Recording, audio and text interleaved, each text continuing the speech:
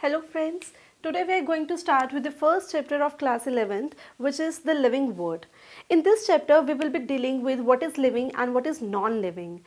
For example, we say that human beings are living, plants are living, bacteria, fungi, we call them living organisms. But on what basis do we say that they are living? They must possess some characteristics. They must have some features that are not present in other organisms. That's why we call them as living and other organisms as non-living.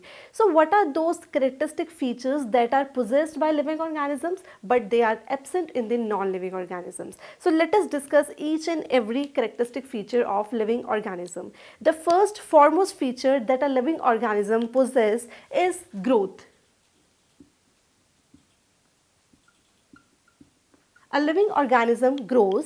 The second characteristic feature that a living organism must possess is reproduction, which is the ability to reproduce or ability to produce offspring which are similar to the parents. The third feature of any living organism is its metabolism.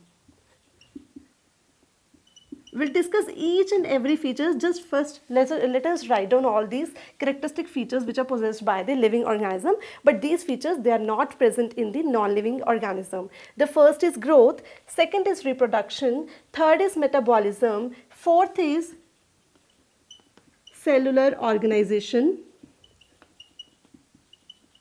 and the last feature is consciousness.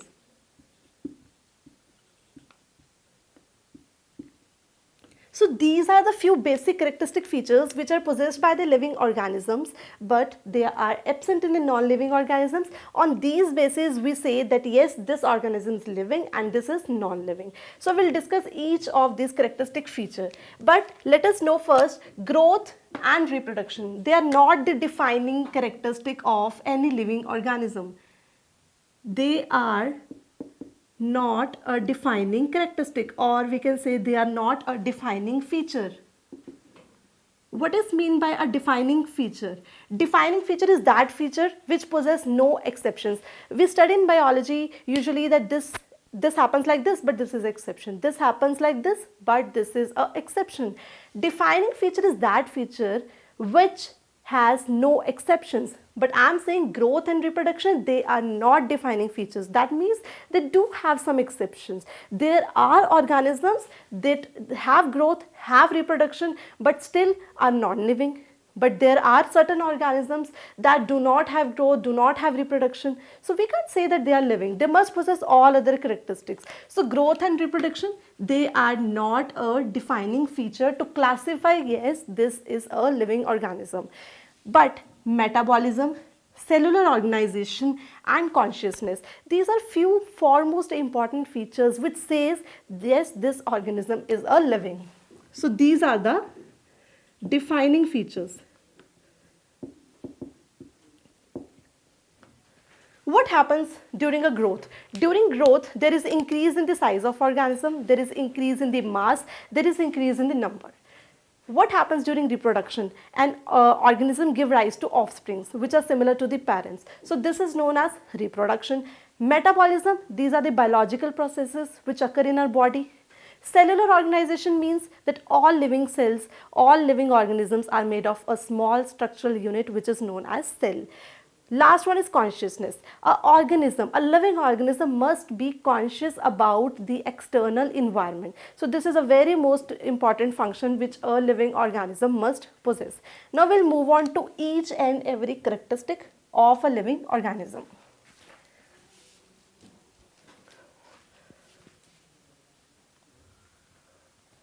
The first characteristic is growth.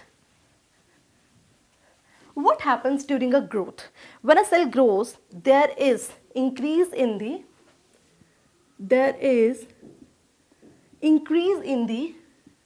overall mass of organism. How this increase in overall mass of organism occurs? This occurs by increase in the number of cells. Increase in the number of cells can give rise to increase in the overall mass of organisms. increase in the size of cells. So whenever there is increase in the number of cells increases during cell division, when one cell leads to formation of many more daughter cells. So increase in number of cells which occur during the mitotic processes and increase in the size of cells, this results in the growth of an organism. So this results in growth. But how does this growth actually occurs? This growth occurs by two phenomena. This growth, it occurs by two phenomena. One is anabolic process and one is the catabolic process. There are few metabolic reactions which occur in the human body continuously. So what do you mean by any metabolic reaction?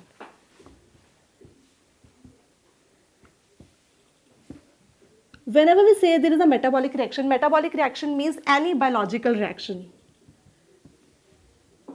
Now what is biological reaction? Biological reaction means any living reaction that involves the biomolecules.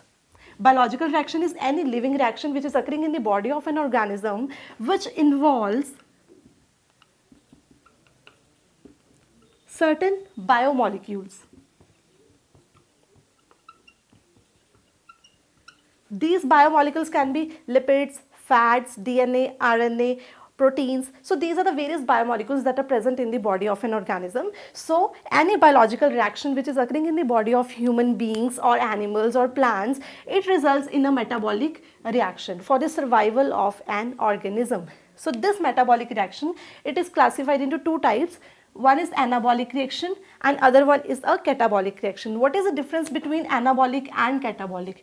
Anabolic reaction means constructive reaction and catabolic means destructive reaction. So what is the difference between constructive and destructive? Constructing means to build up, to build anything. So it is also known as building up reaction.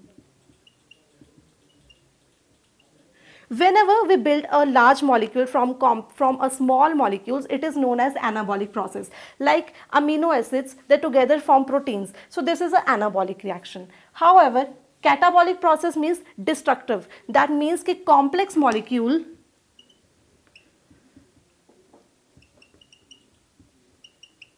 it breaks down into small molecules, and all these molecules make sure that all these molecules are biological in nature.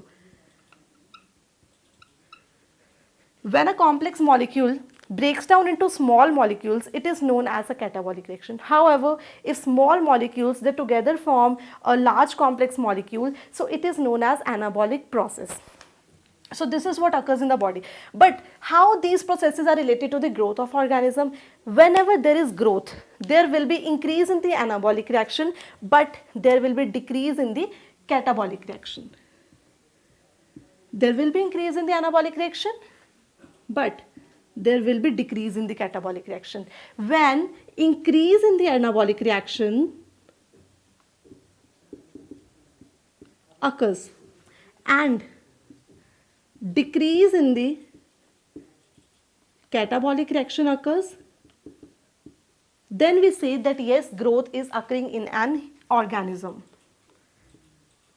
So this is a very important feature that you must know, that anabolic processes when increases in number, that means formation of new molecules, and catabolic means breakdown of a large molecule into small parts. So anabolic processes increases, catabolic processes decreases. So this results in the growth of an overall organism. So this is how growth occurs.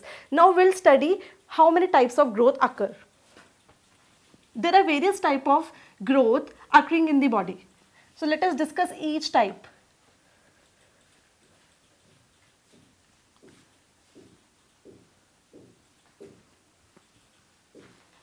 Growth is of various types. Growth can be extrinsic growth, or growth can be intrinsic. So what is the difference between extrinsic and intrinsic? Extrinsic means anything that is external. So this means this is a growth which is occurring outside the body. External means outside, and intrinsic means internal, and internal means inside.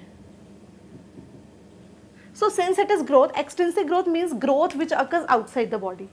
Intrinsic growth which occurs inside the body. How intrinsic growth occurs in the body? We all know that formation of new cells from the pre-existing cells. That suppose a simple cell, it divides to form two daughter cells. So therefore there is increase in the number. If there is increase in the number, we can say yes, growth is occurring in a cell.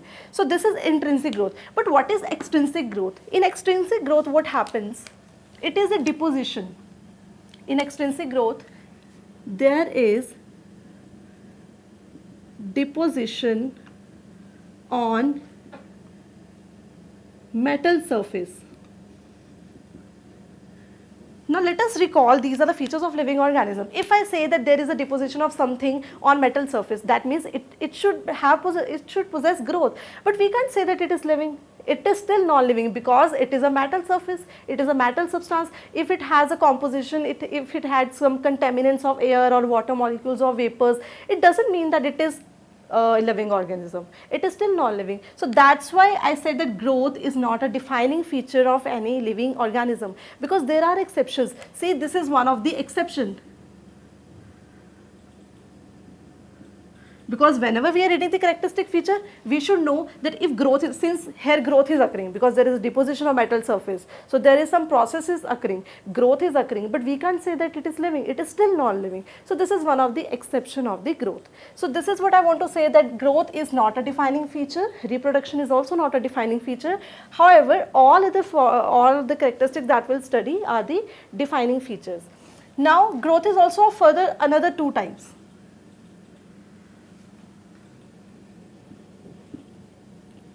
One is the determined growth and other is the undetermined growth. So what is the difference between determined and undetermined? Determined means that growth which is limited. Limited growth. It means that cells will grow up to a certain age, up to a certain period of time. After that, they'll stop growing. So this means there is a limitation on the growth of cells. So that is a determined growth.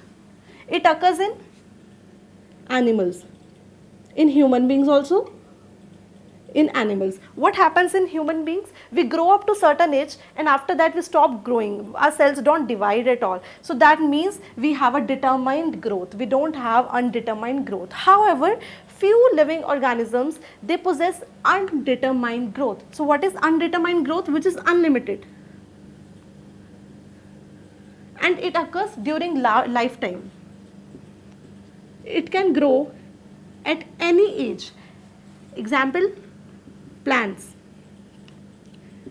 Plants, they don't stop growing. They always grow and grow throughout their lifetime. So they have undetermined growth. Now again, let us see.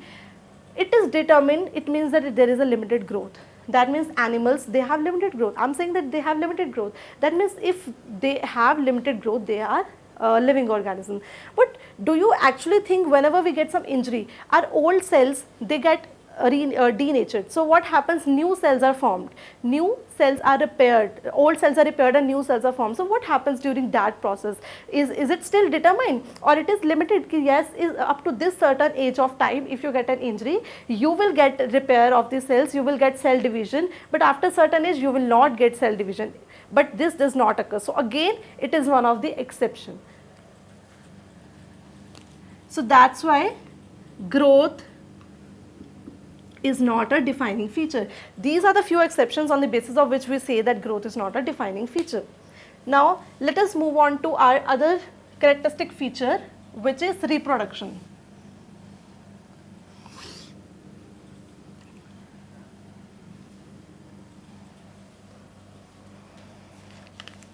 Reproduction is ability to reproduce or ability to produce offsprings.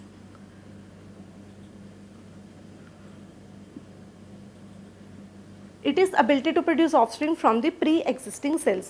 Now, reproduction can be of two types. it can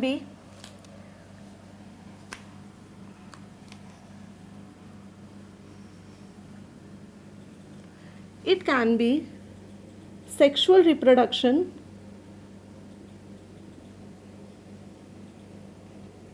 or it can be asexual reproduction. Sexual reproduction means that there is formation and there is fusion of gametes. So it is biparental. It involves two parents. Sexual reproduction is always biparental. It will involve two parents. However, asexual reproduction is uniparental. It involves only one organism. Second feature of sexual reproduction is that sexual reproduction involves the formation and fusion of gametes. Formation and fusion of gametes occur during a sexual reproduction, but there is no formation or fusion of gametes. Gametes are the sexual cells, which are ova in females and sperm in males. So there is no formation, or we can say there is no fusion of gametes.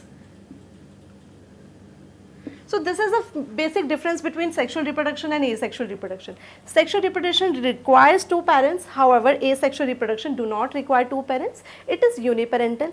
Here formation and fusion of gametes occur in the, gametes means sexual cells, and there is no formation or no fusion of gametes occurring in the asexual reproduction. Now asexual reproduction is also of different types. In different organisms, different type of asexual reproduction occurs.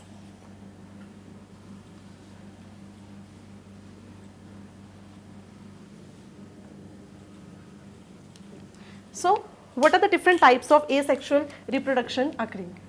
The first is budding. Budding, as we all know, it occurs in hydra. Spore formation, fragmentation, in which a fragment grows into a complete organism. Spore formation also occurs, example fungi. The last, which is very important feature of asexual reproduction, very important characteristic, is that true regeneration.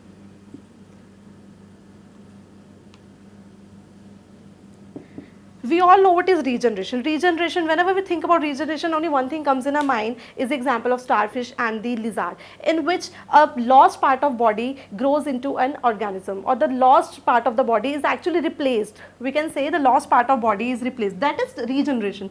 But here I am talking about true regeneration. True regeneration is also known as, it is also morpholexis type. We call it morpholexis type. What happens in true regeneration? In true regeneration, each part of organism, each part which is broken, it gives rise to a complete organism. Each fragment or each part give rise to a complete organism. So this is the difference between regeneration and true regeneration. In regeneration, only the lost part was replaced, but in true regeneration, the lost part is not replaced. However, the lost part or any broken part or any broken fragment, it gives rise to a complete organism. Its example is planaria. Planaria is a well-known example of true regeneration. So these are some of the types of the asexual reproduction which occurs in different organisms. So now let us move on to our third feature of a living organism. But before moving on to third organism, I must clear you one thing, that I also said that reproduction is not a defining feature. When I said that reproduction is not a defining feature, it means that it should also have some exceptions. So what are those exceptions? It is not necessary that organism which is not able to reproduce. Suppose that there are few organisms, they are not able to reproduce. Will you call them living or will you call them non-living? So as you know that reproduction is the foremost feature of a living organism. So whenever you see that organism, it is not able to reproduce. So you will call them non-living? No, you cannot call any organism which don't have ability to reproduce as non-living. There are few exceptions. So what are those exceptions? Any organism which cannot reproduce, it is still living, you can't call them non-living. Exceptions are sterile human couples. There are some couples which do not have capacity or which do not have ability to reproduce. You can't say that they are non-living, they are still living. Next example is mule. Mule is also one of the example, it is sterile, but still you can't call it non-living, you still call it a living. Next is worker bees. Sterile worker bees, they are still living, but they cannot reproduce. So this means that there are few exceptions. That's why growth and reproduction, they are not at all known as the main defining feature of any living organism. Now let us move on to our third point.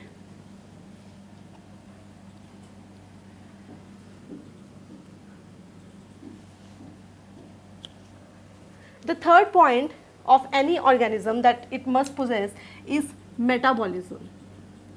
As I told you, metabolism means any synthetic reaction which is occurring in the body. It is not synthetic, it is actually more well known as a living reaction. As I told you before, it is any living reaction which is occurring in the body. The living reaction can be of two types. So it is again same, metabolism is any living reaction, but provided living reaction using the involvement of biomolecules. So this living reaction, or we can say it a biological reaction, it is of two types which I have already discussed, so I don't need to discuss it again, anabolic and catabolic process. When there is increase in the anabolic reaction and there is decrease in the catabolic reaction, there occurs growth. Now there is another term which is known as degrowth. Growth is increase in the number of anabolic process and decrease in catabolic process which results in growth. There is another term which is known as degrowth, or we call it negative growth. What happens during negative growth or degrowth? During degrowth or during negative growth, there is increase in catabolic reaction. There is increase in catabolic reaction, but there is decrease in anabolic reaction. During these processes, degrowth or negative growth occurs in the body. So this is one of the features. So this is all about metabolism.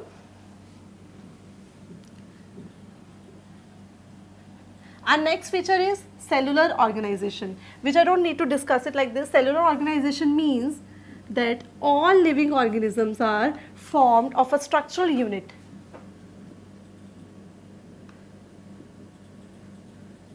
I said that cellular organization is a defining feature. That means if any organism possesses this ability, that means it is living. You cannot call it non-living. It does not have any exception. Cellular organization means all living organisms are made up of a single unit or a single structural functional unit, single structural and functional unit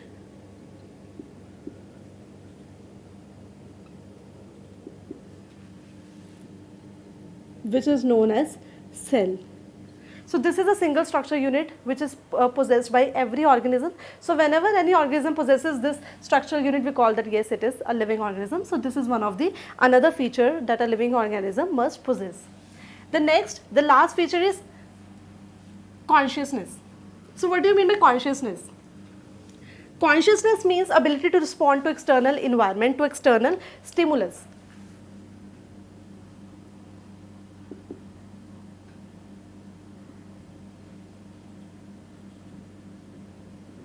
Conscious, you're conscious about something, you're aware about something, or we can call it awareness.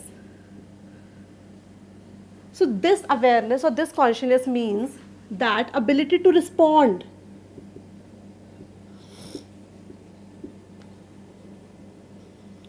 Ability to respond to external stimuli.